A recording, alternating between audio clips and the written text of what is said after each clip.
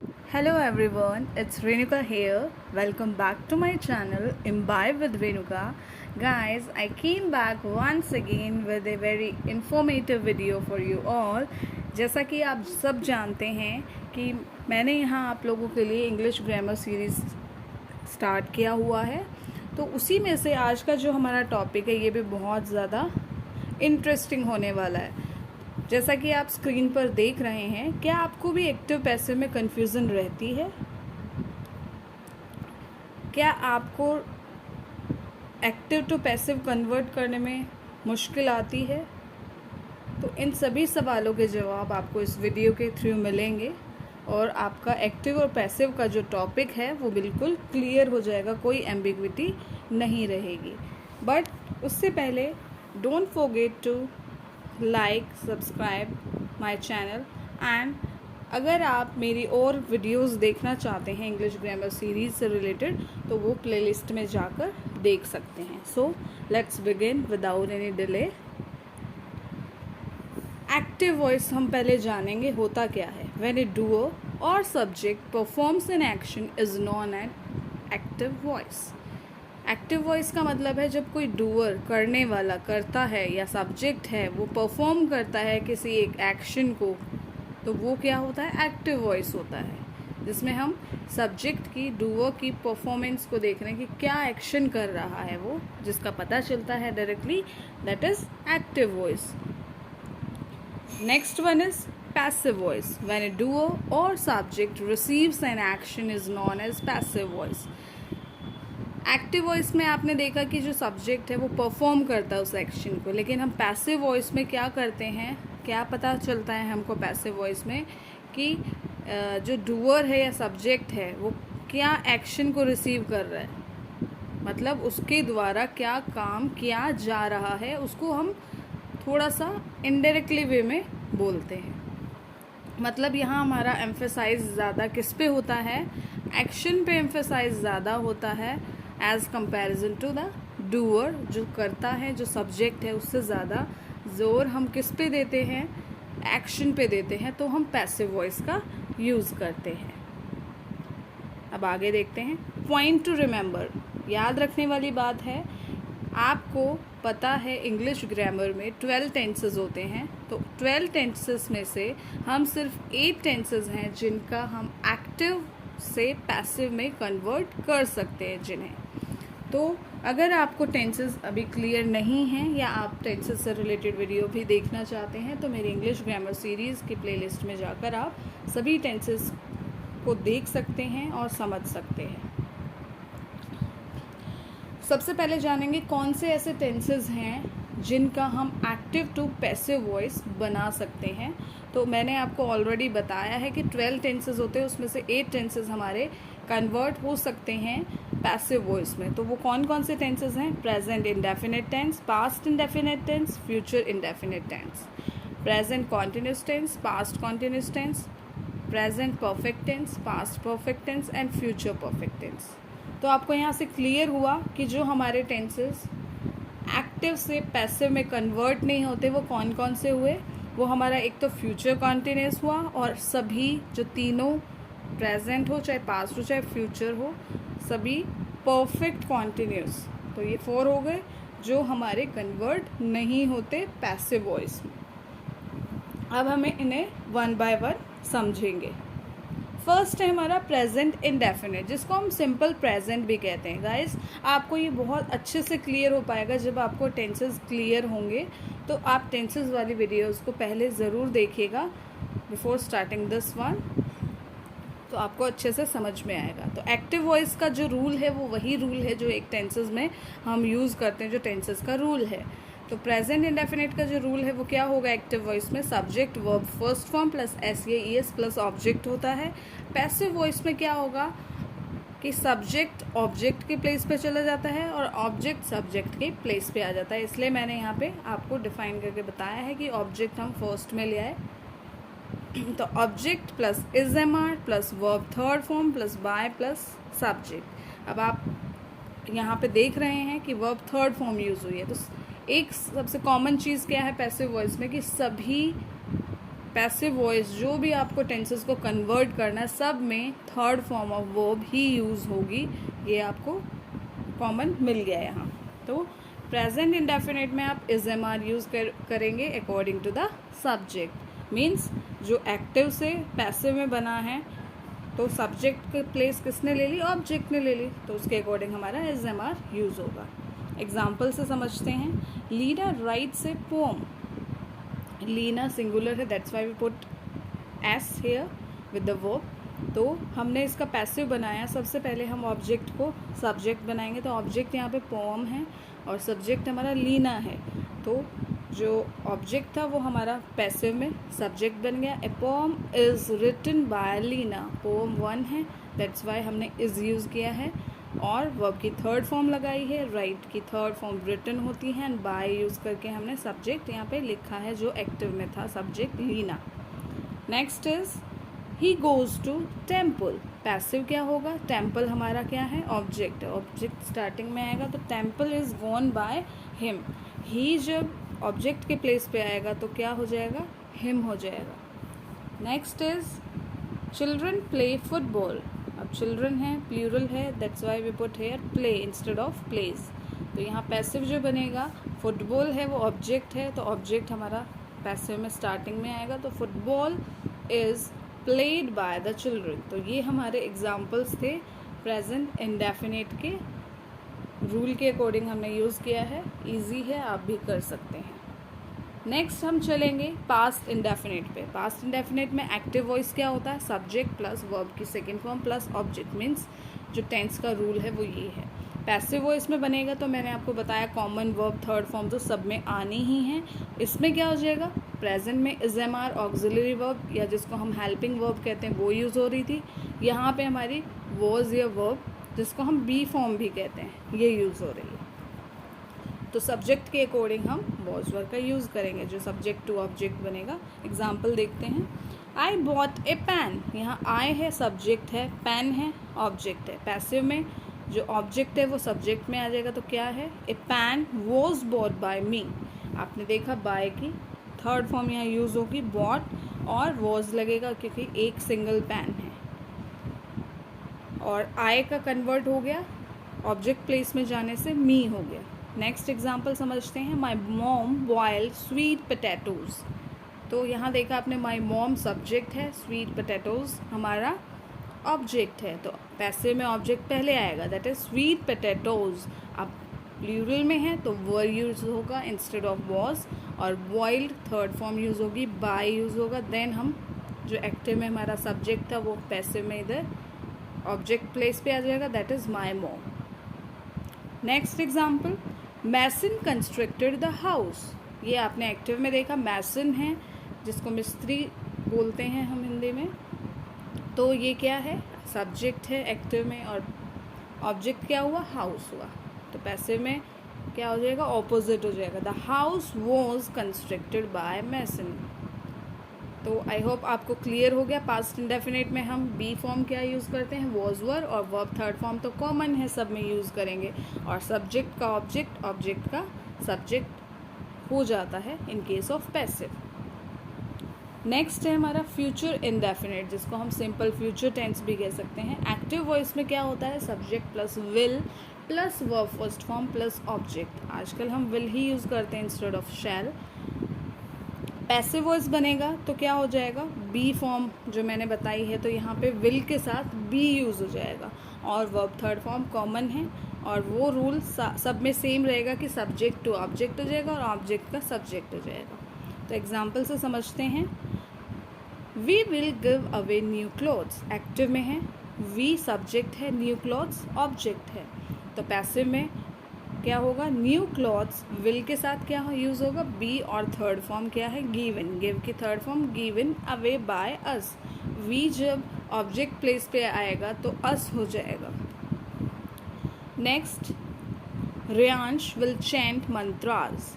रेयांश यहाँ पे सब्जेक्ट है, मंत्रास यहाँ पे ऑब्जेक्ट है। पैसिव में ऑपोजिट हो जाएगा, मंत्रास विल बी। हमारा जो स्ट्रक्चर था हमने उसमें देखा था पैसिव में कि विल के साथ बी यूज़ होता है और थर्ड फॉर्म यूज़ होती है, दैट इज चेंट का क्या हो जाएगा, chanted by Reyansh. Next is teacher will teach the lesson. Teacher यहाँ सब्जेक्ट है, लेसन यहाँ ऑब्जेक्ट है।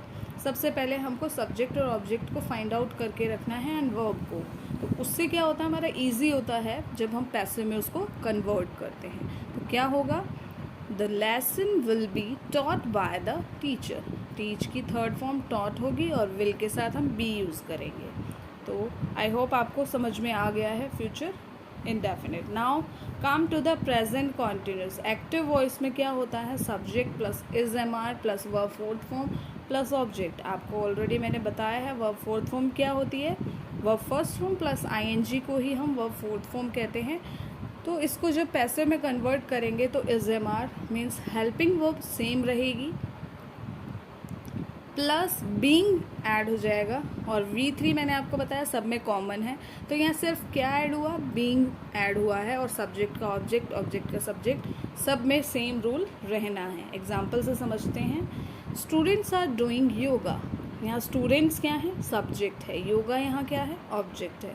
तो कन्वर्ट करते हैं, योगा, योगा के अकॉर्डिंग इज आएगा, वहाँ स्टूडेंट्स के अकॉर्डिंग आ रहा था एक्टिव में, तो पैसिव में योगा है, उसको हम अनकाउंटेबल मानते हैं।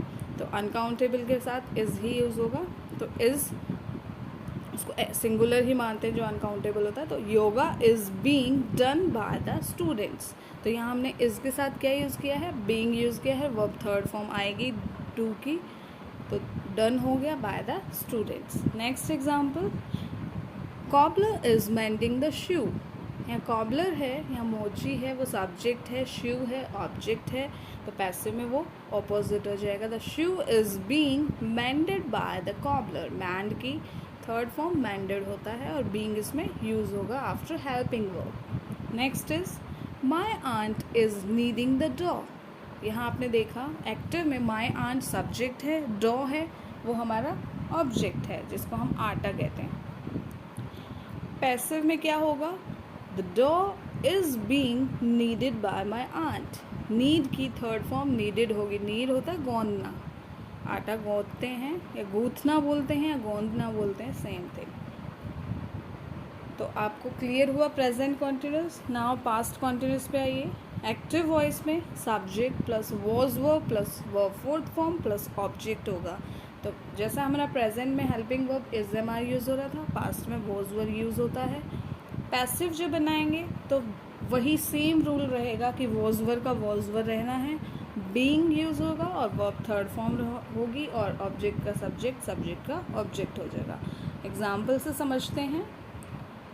Deepali was watering the saplings. Deepali है वो सब्जेक्ट है, सैपलिंग्स हैं वो ऑब्जेक्ट है। तो पैसिव में क्या होगा, द सैपलिंग्स वर, सैपलिंग्स पौधे हैं बहुत सारे, तो वर यूज़ हुआ instead of was.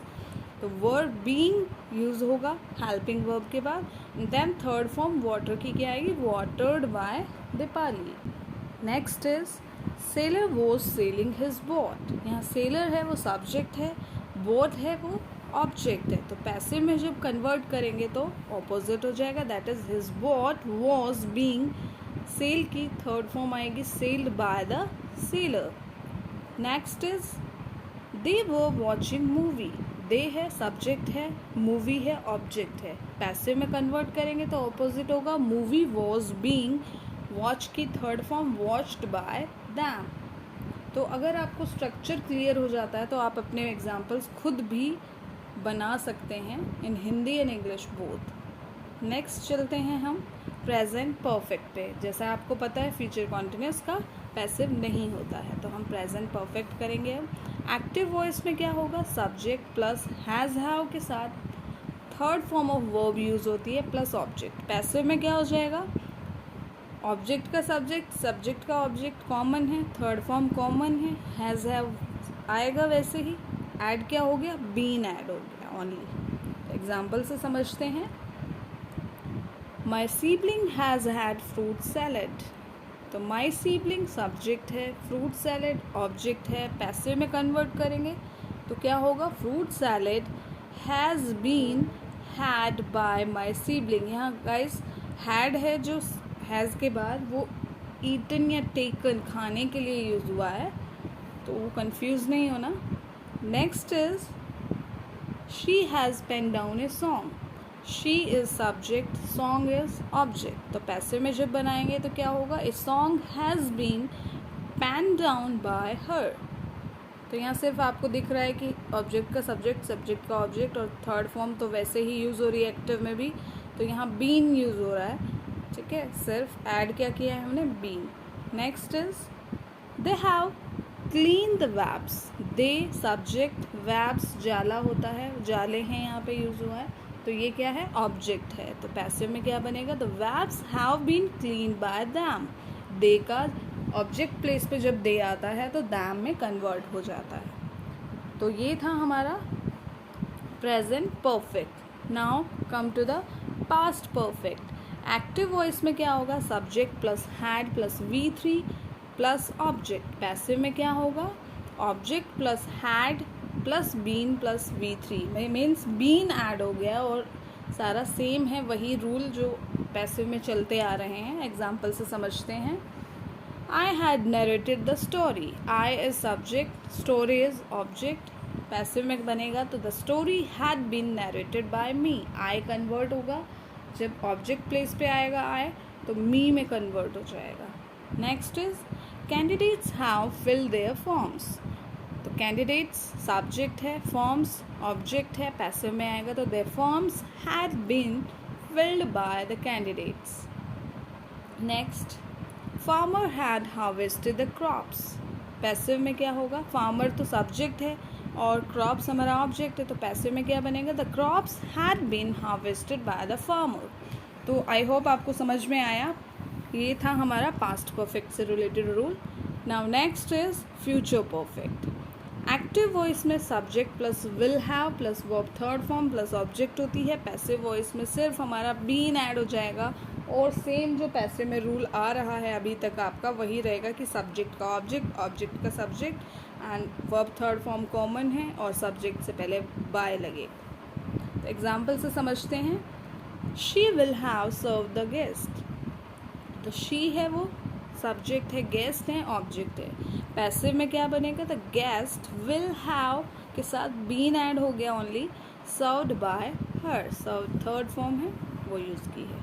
Next is your friend will have completed his homework. तो योर फ्रेंड सब्जेक्ट, होमवर्क हमारा हिज होमवर्क क्या हो गया, ऑब्जेक्ट हो गया। तो पैसिव में बनेगा his homework will have been completed by your friend. Your का योर ही रहता है, सब्जेक्ट में हो चाहे ऑब्जेक्ट प्लेस पे यूज़ करें। Next is we will have renovated our house.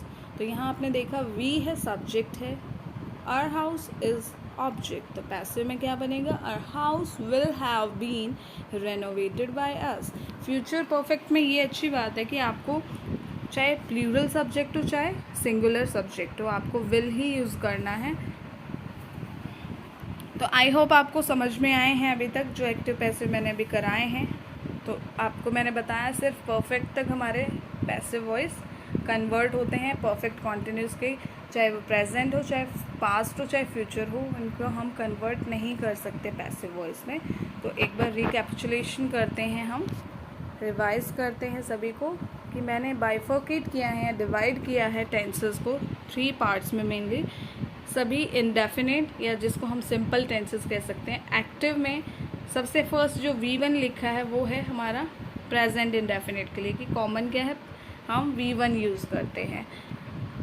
V2 use किया है आपको यहाँ पास्ट इंडेफिनिट को शो करने के लिए, एंड फ्यूचर इंडेफिनिट को शो करने के लिए विल प्लस V1 यूज़ होता है इन केस ऑफ एक्टिव। तो पैसिव में अगर हम ब्रीफ में देखें लर्न करने के लिए, समझने के लिए, तो क्या होगा, B प्लस V3 में कन्वर्ट होता है। B फॉर्म कौन सी होती है, अगर हम प्रेजेंट की बात करें तो प्रेजेंट में B फॉर्म होती है हमारी is, am, are, helping verb भी जिसको कहते हैं, ऑक्सिलरी वर्ब भी कहते हैं। अगर हम पास्ट की बात करें तो पास्ट में जो B फॉर्म होती है वो वॉज या वर होती है, जिसको हम हेल्पिंग वर्ब या ऑक्सिलरी वर्ब कहते हैं, उसके साथ V3 यूज़ होगा। And in case of future indefinite will के साथ B यूज़ होगा, विल B प्लस V3। तो ये यहाँ पे आपको मैंने ब्रीफ में रिवाइज करने के लिए एक बार रिकॉल कर पाओ पूरा जो स्लाइड आपने देखी है अभी तक। तो वो समराइज़ करके यहाँ मैंने दिया है कि आपको क्लियर हो जाए। नेक्स्ट है हमारा सभी कॉन्टिन्यूस टेंसेस। तो सभी कॉन्टिन्यूस मीन्स एक्टिव में हम यहाँ सिर्फ प्रेजेंट और पास्ट की बात करेंगे, क्योंकि फ्यूचर का कॉन्टिन्यूस नहीं बनता है पैसिव में, तो हमने एक्टिव भी नहीं लिया उसका। तो यहाँ पे प्रेजेंट का होगा, जो प्रेजेंट कॉन्टिन्यूस एक्टिव में होगा, इज एम आर के साथ वर्ब फोर्थ फॉर्म यूज़ होती है, जिसको हम verb first form plus ING कहते हैं। और पास्ट कॉन्टिन्यूस में वॉज वर के साथ वर्ब फोर्थ फॉर्म यूज़ होती है। तो अगर हम पैसिव की बात करें इन ब्रीफ कॉमन, तो क्या होगा, इज एम आर के साथ बीइंग यूज़ हो जाता है और वर्ब थर्ड फॉर्म यूज़ होती है। अगर हम पास्ट की बात करें, पास्ट कॉन्टिन्यूस का पैसिव, तो वॉज वर के साथ बीइंग यूज़ होकर थर्ड फॉर्म यूज़ होती है। अब बात करेंगे ऑल परफेक्ट टेंसेस। तो ऑल परफेक्ट टेंसेस में सबसे पहला एक्टिव में जो दिया है प्रेजेंट परफेक्ट, वो है हैज़ या हैव का यूज़ करते हैं हम, third form of verb use करते हैं। In case of past perfect had का यूज़ होता है, third form of verb use होती है। In case of future perfect will have का यूज़ करते हैं, third form of verb use होती है। लेकिन पैसिव की बात करें, ब्रीफ में अगर देखें कॉमन सब में क्या यूज़ होगा, सभी परफेक्ट टेंसेस में हैज़ या हैव होगा, तो बीन प्लस V3 हो जाएगा, हैड के साथ बीन आ जाएगा, या विल हैव के साथ बीन यूज़ हो जाएगा। तो यहाँ पे आपको समझ में आ रहा है कि जब हम पैसिव में कन्वर्ट करेंगे, तो मैंने आपको स्टार्टिंग में ही बताया था कि कॉमन क्या है हमारा, third form of verb use होती है। बस आपको ये याद रखना है कि सभी इंडेफिनिट में बी फॉर्म यूज़ होगी, कॉन्टिन्यूस में बीइंग यूज़ हो जाता है, और परफेक्ट टेंसेस में बीन यूज़ होता है। और परफेक्ट हमारे कॉन्टिन्यूस टेंसेस को हम कन्वर्ट नहीं कर सकते पैसिव वॉइस में। तो यही थी हमारी आज की वीडियो। आई होप आपको समझ में आया है। इसकी एक और वीडियो में पार्ट 2 लेकर आऊँगी, क्योंकि अभी कुछ और भी रिमेनिंग बाकी हैं इसमें कुछ बताने, एक्टिव टू पैसिव। ये सिर्फ मैंने यहाँ पे आपको टेंसेस क्लियर किए हैं कि एक्टिव से पैसिव में कैसे कन्वर्ट होंगे। अभी मॉडल्स के से रिलेटेड, इन्फिनेटिव्स से रिलेटेड भी बाकी हैं, जो एक्टिव टू पैसिव कन्वर्ट करना हमको सीखना है। So thank you so much guys for watching this useful video of